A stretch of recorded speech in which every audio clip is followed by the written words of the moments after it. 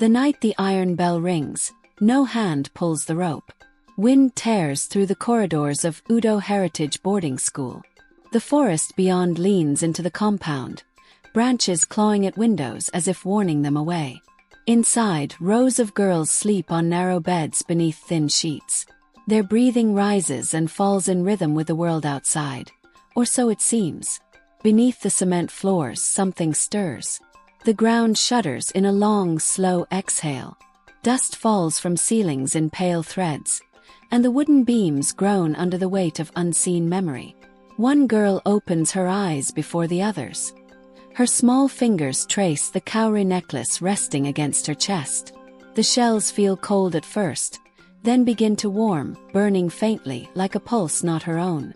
The iron gate outside groans. The courtyard bell swings violently though no wind touches it. The tremor under the school becomes a drumbeat, low and patient, echoing from deep below. The child rises quietly, bare feet pressing to cold concrete. She senses the earth shifting, remembers something she cannot name, something that waits. Far away in Obanru, her mother wakes with a start, sweat gluing her hair to her scalp. Her chest constricts. The night smells of smoke, though no fire burns nearby. She senses, without knowing why, that the ground itself has begun to speak, that something meant to be left alone has been disturbed. The child moves through the dormitory corridors as shadows lengthen unnaturally, curling against walls like smoke trapped in a jar. Whispers ride the air, soft and ancient, calling her by a name only her grandmother has used. This is the beginning of a story that will test pride, ambition, and the unseen consequences of disturbing what the earth has claimed. Before we move forward, if you are new to this channel, like, subscribe, share, and tell us where you are watching from by supporting the channel to grow. The sun rises over Obanru. Dust swirls above red roads. Roosters caw before light breaks. Women sweep compounds in circles, baskets balanced on their heads. Smoke curls from cooking fires, winding toward the sky. Children chase goats along narrow paths. Life moves as it always does, but in one home, a mother carries a restless ember in her chest. Adanna walks through the market with firm steps, shoulders squared, chin lifted. Widowhood hardened her spine. She counts coins with meticulous care. She measures profit, not pity. She dismisses whispers of superstition, of protection, of ancestral memory. Protection, she believes, comes from education, from opportunity, from rising above the soil that binds the weak. Her daughter, Ifunanya, prefers the forest, the riverbank, the quiet under the old Irako stump where the grandmother tells stories of spirits and covenants older than memory. Around her neck, a cowrie necklace glimmers faintly. The grandmother says it protects, that it listens, that it warms when danger approaches. Adanna ignores her warnings. Pride speaks louder than caution. When the letter from Udo Heritage arrives, Adanna feels victory surge. The boarding school stands beyond the forest, gleaming white against green shadows. Here is promise. Here is proof. Her daughter will rise. Her ambition will shine. Ifunanya dreams that night of a rusted gate, drums beneath the soil, and children whose eyes glow faintly in the dark. She wakes shivering. The necklace presses warm against her throat, as though urging her to remember. The forest outside exhales. The earth waits. The morning in Obanru rises slow, heavy, gold spilling over red earth. Dust swirls above narrow roads. Goats argue with chickens. Smoke curls from cooking fires, carrying scents of palm oil and roasted yam. Women sweep compounds in endless circles, baskets balanced on their heads. Children chase tires along cracked paths. Life hums with the rhythm of routine. Adanna walks through it all like a shadow carved from determination. Widowhood did not bend her back. It sharpened her spine. She trades palm oil and dried fish, counts coins with careful fingers, and refuses soft pity. She moves through the market as though the earth itself must make way. But beneath her strength lives a quiet hunger. She watches daughters of wealthy traders leave for schools in the city. They return wearing shoes that never touch dust, Voices polished like river stones, letters thick and heavy. The villagers admire them. Adanna envies them. Pride rises like fire in her chest. She wants her daughter to rise above the dust, above the village, above what she fears as smallness. Her daughter, Ifunanya, 12 reigns old, prefers the riverbank, the forest edge, the shade beneath the old Irako stump. She collects smooth stones and arranges them in patterns invisible to others. She listens to the stories of ancestors as though memorizing them. She touches the earth with reverence. Around her neck rests a cowrie necklace, passed down through generations. Her grandmother whispers that it carries protection, that it listens, that it warms when danger nears. Adanna waves such warnings aside. Protection comes from opportunity, from education, from rising above superstition. When the letter from Udo Heritage Boarding School arrives, she clutches it like a crown. The school stands beyond the forest, built on land newly cleared, gleaming white. She does not notice her mother's face tighten. That land once held a shrine, the grandmother whispers, and it was abandoned, its guardians scattered. But Adanna will not hear. Pride shoves aside caution. She sees only possibility, opportunity, triumph. Departure day comes bright and restless. Villagers gather, pretending curiosity is blessing. Children tug at her skirts. Women nod, approving. Adanna straightens Ifunanya's uniform, smoothing every crease, arranging every strand of hair. She speaks of opportunity and strength. She does not speak of fear. The bus grinds forward, wheels spitting dust into the forest air. Ifunanya presses her small hands to the cowrie necklace, glows briefly. She dreams of iron gates bleeding rust, drums under soil, and children who wait with glowing eyes. She wakes with a start. The necklace is warm. The school rises between the trunks of ancient trees, white and silent, iron gate open, waiting. The bus stops. Adanna kneels, adjusting her daughter's collar. Pride swells. This is triumph. This is proof. Ifunanya steps forward. The cowrie presses against her chest, cool now, then burning faintly. The iron gate clangs shut behind her. The forest exhales. The earth remembers. The journey to Udo Heritage Boarding School stretches beyond the forest, along roads lined with ancient trees that lean inward as though whispering warnings. Mist clings to the red earth.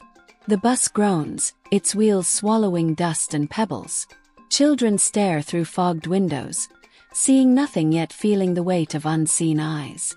Ifunanya sits silently, fingers brushing the cowrie necklace around her neck. The shells pulse faintly, hot and cold, like the rhythm of something alive beneath the soil. She watches sunlight fracture through leaves. She listens. The forest does not merely stand. It watches, patient, measuring, waiting. When the school finally appears, it rises too abruptly from the greenery. White walls glare against the dark forest. Windows reflect nothing. The iron gate yawns open with a long metallic cry, vibrating in her chest. Adanna reassures herself.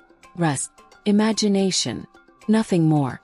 The headmistress waits, her smile thin, her eyes unreadable, her presence rigid as the pillars of the school. She speaks of discipline, achievement, transformation. Her voice echoes faintly through the courtyard, bouncing off walls that feel too tall, too empty. Ifunanya steps inside. The cowrie necklace grows warm, almost unbearably so. She feels tremors under her feet, subtle but deliberate, a heartbeat of the earth itself. The gate closes behind her with a hollow clang. Days pass, structured, repetitive, yet unnerving. Dormitory 3 smells of detergent and iron. Girls wake before dawn. They line up for meals, scrub floors, recite lessons in unison. Yet nothing feels normal. Shadows linger longer than they should. Whispers echo in empty corridors. At night, Ifunanya hears the first tremors from beneath the floor, faint vibrations that others dismiss as settling concrete. She presses her ear to the ground. The necklace pulses. She whispers to it, telling it she is listening, that she understands. One evening, she explores behind the school's old wall, where a blackened stump remains, the memory of an Iroko tree cut long before the school was built. She kneels, fingers brushing ash that smells of iron and fire, of memory. The necklace burns. A voice threads through her mind, soft, urgent. The covenant has been broken. At night, the tremors grow louder. Footsteps echo in empty halls. Shadows twist unnaturally. Dust swirls in impossible patterns. Then one girl disappears. No scream, no trace. Just a faint circle etched into the dust, eerily similar to the stone patterns Ifunanya used to arrange back home. Fear grips the dormitory. Whispers ripple, accusing, blaming, imagining curses. Only Ifunanya senses the truth. It is the land itself, disturbed, calling her to remember what was ignored. The cowrie necklace pulses hotter with each tremor. Ifunanya kneels on the floor at night, pressing her palms to the concrete, listening to the heartbeat beneath. The earth speaks, patient and unyielding. The school is alive with memory, and memory hungers for respect. From afar in Obanru, Adanna wakes again, chest tight, smelling smoke where there is none. Her pride whispers that the school is safe. Her instincts murmur differently. Something is wrong. The first undeniable danger has arrived, and it will not forgive those who cannot hear the earth's voice. Nights in dormitory 3 grow longer, heavier. The tremors beneath the floor no longer whisper. They pound rhythmically like a heartbeat not her own. Ifunanya wakes each night to the floor moving under her, the cowrie necklace pulsing against her chest, warning her, urging her to act. Shadows coil along the walls, reaching just beyond light. The girls huddle together, murmuring prayers. They do not understand. Ifunanya senses the land's anger, the memory of the cut Iroko, the broken shrine, the children whose presence was ignored. One night, she dreams of the clearing where the Iroko once stood. Children with glowing eyes form a silent circle. Beneath their feet, soil cracks and swells. Smoke rises from beneath, yet it does not burn.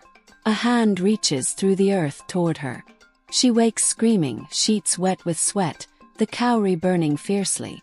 The headmistress grows wary. Walls groan. Windows rattle. The iron bell swings with no hand. Maintenance staff shrug. The earth is old here. It remembers. Ifunanya experiments. She kneels on the floor, listens to the tremors, whispers to the necklace. The land answers in subtle pulses. She begins to understand. Her mother's ambition, her own pride, the school built on land not cleansed.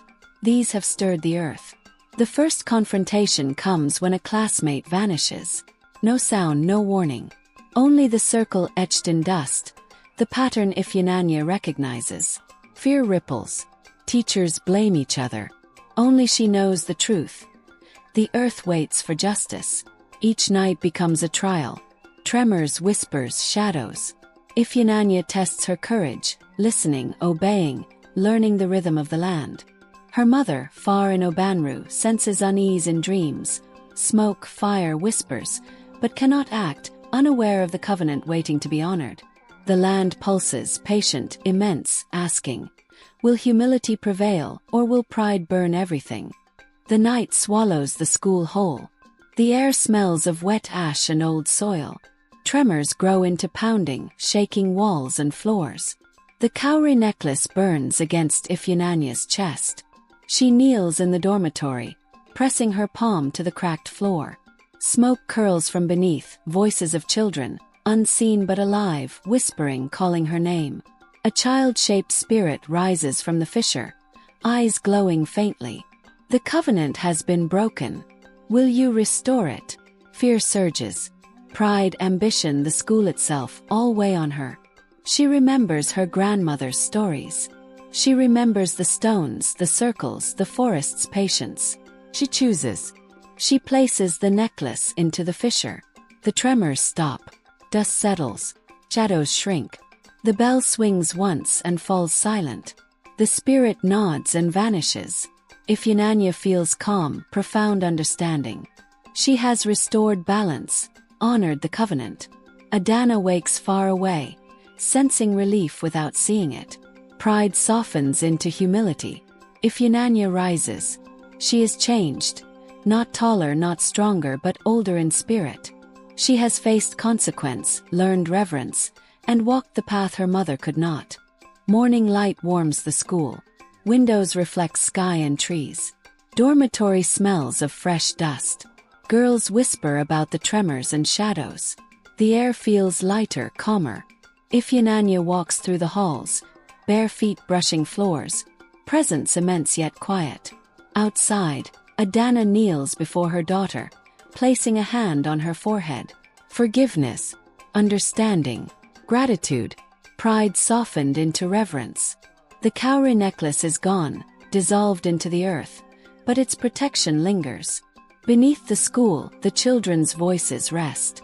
The land breathes again, patient, eternal.